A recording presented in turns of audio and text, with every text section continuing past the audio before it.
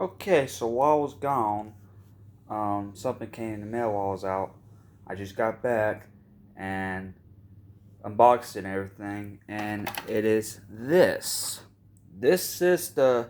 This is not a Universal. This is a Radio Shack. Even says it right there. Or Archer, or I can't even say that, but yeah. So far I know it is a Radio Shack model number 1275-451.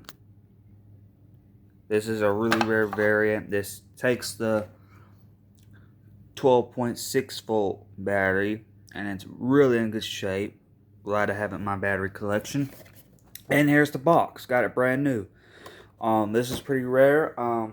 Got this off from eBay, and yeah, and there was two listing, and someone else got the other one. I got the last one. I'm not sure who got the other one. I'll been trying to research on that, and there ain't no video of it except for the Universal version. So I'm gonna go ahead and open this thing up. Let me put my camera down. This thing's a pain.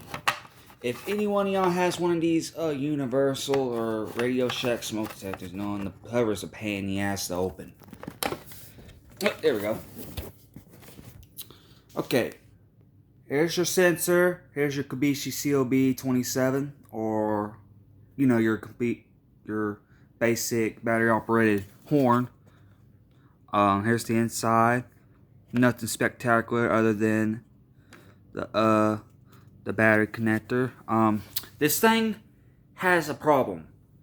When I put the battery clips, when I put it in 9 volt, it instantly go to alarm, and I will demonstrate that. So fortunately this kind of works, but it'll just go straight off. But I will say, at least I can say is I can hear the horn. So I'm gonna go ahead and give this thing a test.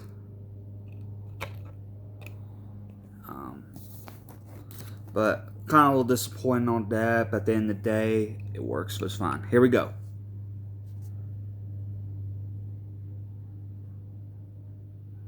Come on.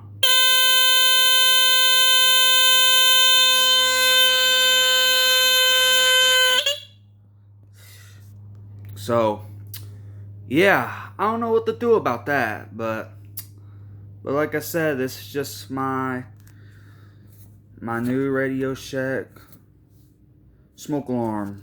Other than that, I ain't got much to say. Thanks for watching.